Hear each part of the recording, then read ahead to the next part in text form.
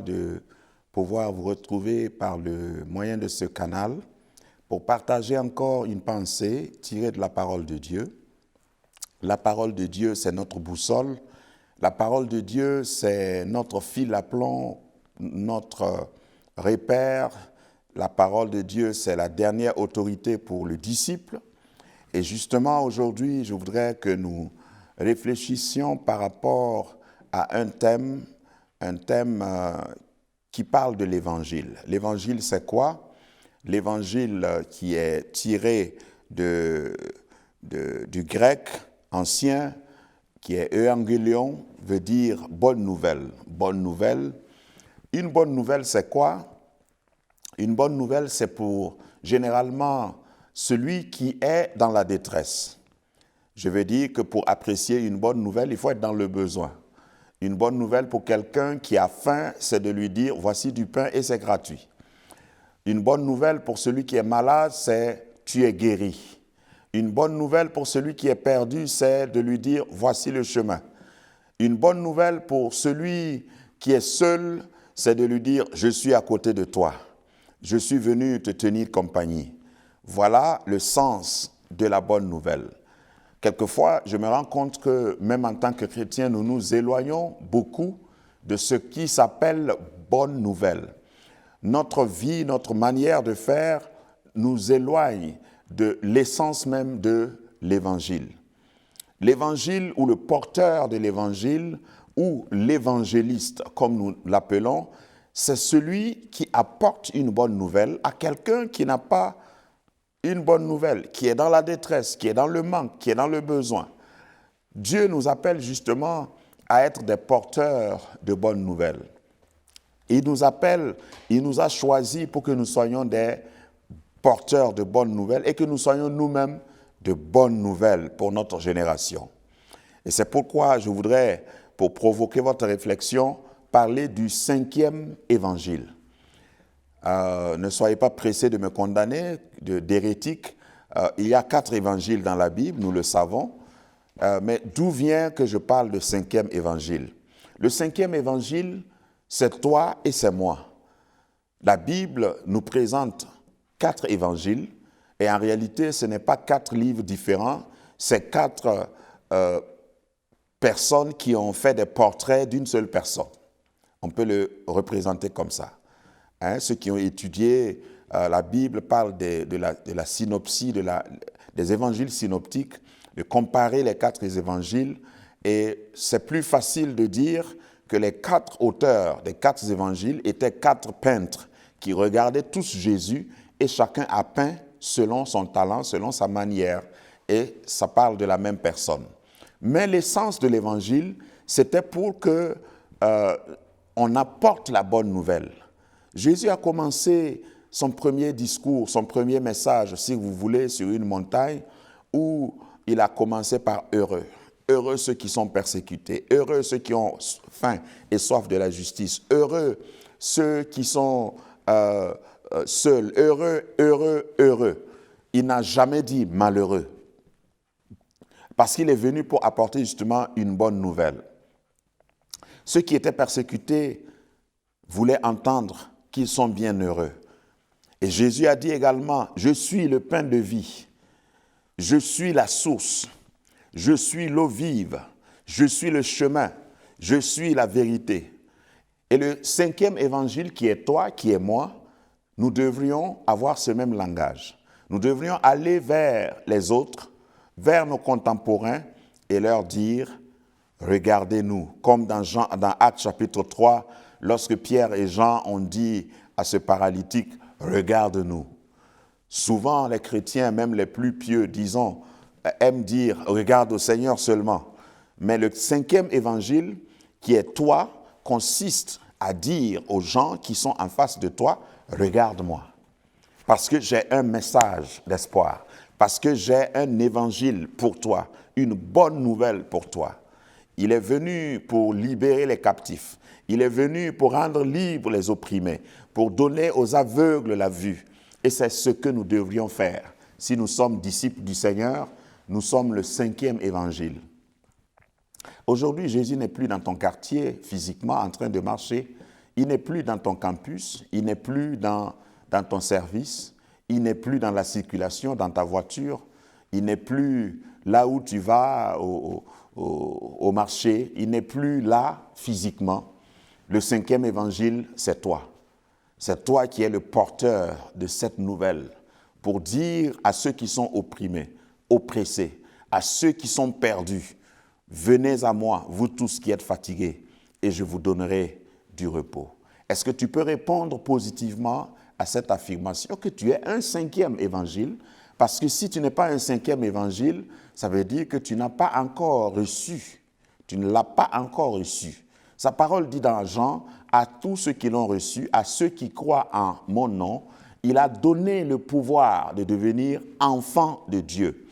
Enfant de Dieu veut dire que tu es devenu enfant de Christ, tu es devenu comme Christ, tu peux donner ce que Christ donne, tu peux conduire les gens vers Christ. Je ne dis pas de devenir un autre Christ, il n'y a qu'un seul, mais le fait d'avoir Christ en toi, tu reflètes sa lumière, tu reflètes son caractère, tu es un 5e évangile.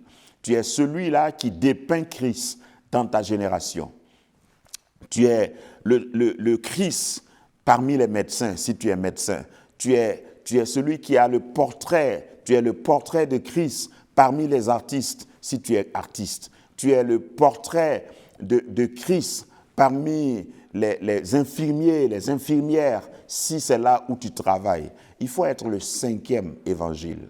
C'est ce que Dieu attend de nous, c'est ce que Christ attend de nous. Si je te lisais, qu'est-ce que j'allais voir? Si je lisais ta vie, qu'est-ce que j'allais voir? Quand on lit les évangiles, on ne voit que Christ. Quand on lit l'évangile de Jean, on voit Christ. Quand on lit l'évangile de Marc, on voit Christ. Quand on lit l'évangile de Matthieu, on voit Christ. Mais quand je te lis, qu'est-ce que je vois? Tu me racontes quelle histoire? Tu me dépeins quelle photo, quel portrait? Tu me donnes de voir quelle œuvre? Tu me donnes de voir quel modèle de personne? Tu me réponds, tu me donnes quelle réponse à mes problèmes? Lorsqu'on est un 5e évangile, on est celui qui apporte la joie. Comme dans Marc chapitre 13, verset 33, il leur dit, cette autre parabole, le royaume des cieux est semblable à du levain qu'une femme a pris et a mis dans 3 mesures de farine jusqu'à ce que la pâte monte. Lorsque tu es un Christ dans ta génération, c'est-à-dire tu es un évangile, une bonne nouvelle dans ta génération, peu importe ta puissance, lorsque tu entres en contact avec le monde où tu es, tu changes positivement. Tu apportes un changement là où tu es, dans ta famille, dans ton service. J'invite quelqu'un qui m'entend à être le 5e évangile. Un évangile qui apporte un plus-value, qui apporte une solution, qui apporte comme un baume à tous ceux qui ont le cœur brisé, qui leur donne l'espoir, qui leur donne envie de vivre. Quand nous lisons les évangiles, nous voyons que l'évangile a 4 principes acteurs ou 4 principes actifs. Nous voyons que l'évangile, c'est un message qui s'intègre. Ces 4 principes, c'est l'intégration, l'invasion, l'influence et l'impactation. Premièrement, il faut, pour être un 5e évangile du moins, il faut être quelqu'un qui s'intègre. Il faut s'intégrer à la société. La vie chrétienne ne consiste pas à se tailler une tour quelque part sur une montagne et se réfugier dans un cloison et dire « je ne veux pas avoir affaire avec le monde, je ne veux pas avoir d'interaction avec ma génération ». Pour être un 5e évangile, il faut une certaine intégration. Il faut aller là où les gens sont. Il faut souvent même quitter l'église et aller là où se trouvent les gens. En passant, je veux vous signaler que Jésus a prêché plus dans les rues que dans les synagogues. Jésus a plus agi dehors que dans la synagogue. Le premier principe acteur de l'évangile, c'est de pouvoir s'intégrer, d'être un chrétien qui n'est pas disconnecté, qui n'est pas déconnecté du monde, mais un chrétien qui est dans le monde, mais qui n'est pas du monde. Un chrétien qui apporte une solution du ciel sur la terre. intégration. Il faut que tu t'intègres. Ne fuis pas tes semblables. Ne fuis pas tes collègues. Il faut que tu puisses être avec eux sans être eux. Il faut que toi, tu sois celui qui va influencer. Et cela nous amène au deuxième principe acteur qui est l'invasion. L'Évangile a un principe d'invasion. L'invasion ici parle du fait d'envahir, de presque coloniser positivement, d'entrer en contact avec même là où il y a le mal et changer positivement, pas se conformer. La Bible nous dit dans Romains 12 de ne pas nous conformer, mais parce que nous sommes transformés, que nous apportions la transformation. Alors il faut être celui qui va envahir et positivement apporter le changement. Lorsque vous êtes dehors, vous ne pouvez pas apporter un vrai changement.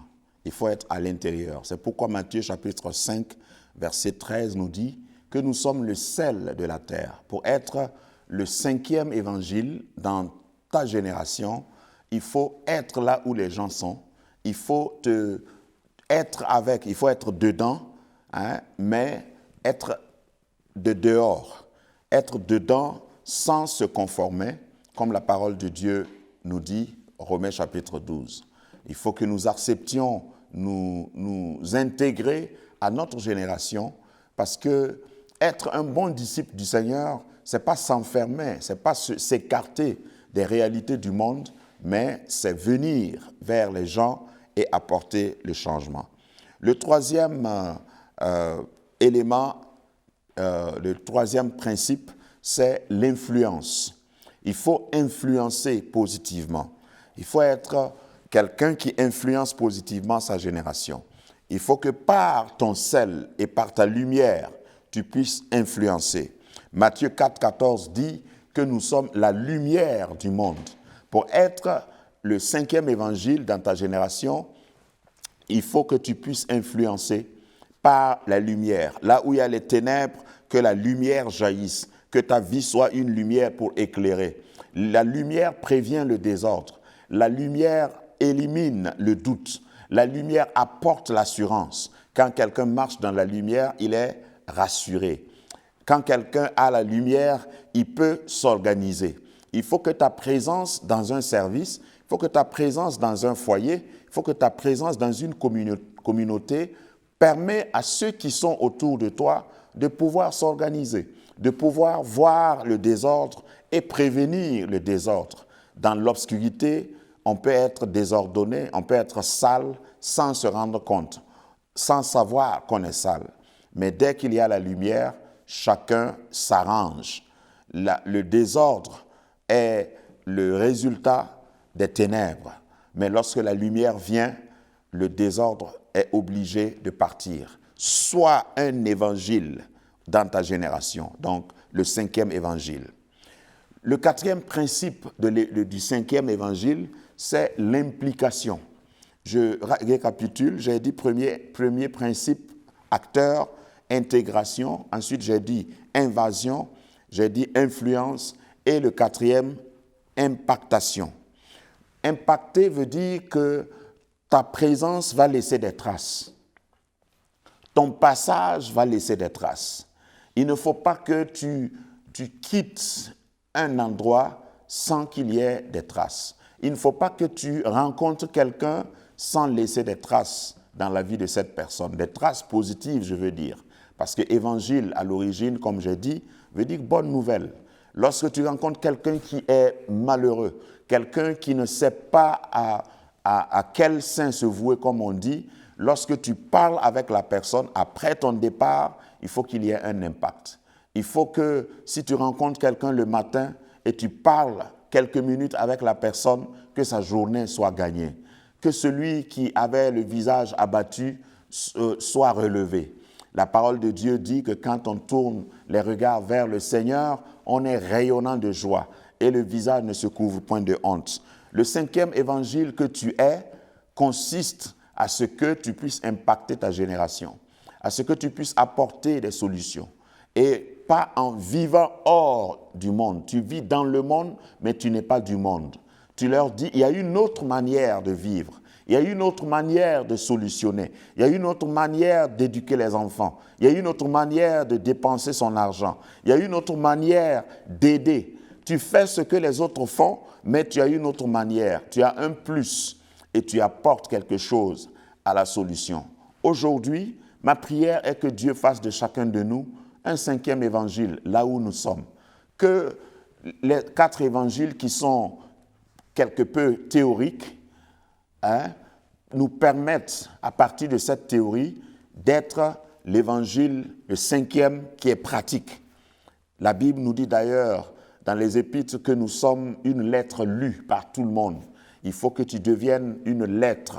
Il faut que quand les gens te lisent, quand les gens te regardent, ils sachent que tu es de Christ, que tu es né de Dieu, que tu fais le portrait de Christ et que tu apportes la bonne nouvelle, Evangelion, que tu apportes une bonne nouvelle à ceux qui sont attristés, que tu libères les opprimés, que tu donnes la vue aux aveugles, que tu puisses rendre libres les opprimés, que le Seigneur t'aide là où tu es, dans ta sphère d'activité, à être un 5e évangile, dans ton monde immédiat, dans ta nation, dans ton église même, à être un 5e évangile. Que les gens aient envie de te lire parce que tu apportes des solutions, parce que tu représentes Christ, tu amènes les gens à connaître Christ, tu amènes de la pratique dans la théorie que les gens connaissent dans les 4 évangiles écrits. Que Dieu te permette par son esprit à être le sel qui apporte un goût, qui élève le goût là où il n'y a pas de goût, à être la lumière là où il y a les ténèbres, pour pouvoir permettre à celui qui vit dans l'obscurité, qui a peur parce que l'obscurité fait peur, que là où tu es, tu puisses apporter la lumière, tu puisses apporter une solution, tu puisses éclairer ton entourage et que Dieu t'aide à jouer ton rôle. Tu es le 5e évangile aujourd'hui. Et Dieu s'attend à ce que tu puisses rendre l'image de Christ bien visible, bien concrète dans ta génération. Ma prière est que tous ceux qui m'écoutent, toi qui m'écoutes, tu puisses avoir ce désir d'être un portrait, de faire un portrait de Christ, de représenter Christ là où tu es, d'être un évangile concret, un évangile actuel et factuel, un évangile qui montre aux gens que Christ n'est pas juste une histoire, mais une réalité. Voici le sens de ce terme que j'ai employé, le 5e évangile. Et tu es le 5e évangile. Que Dieu te bénisse et qu'il t'aide à vivre, à être le 5e évangile. Parce que la puissance qui transforme, c'est l'évangile, c'est Christ. Sois un 5e évangile dans ton secteur d'activité, dans ta génération, au nom de Jésus.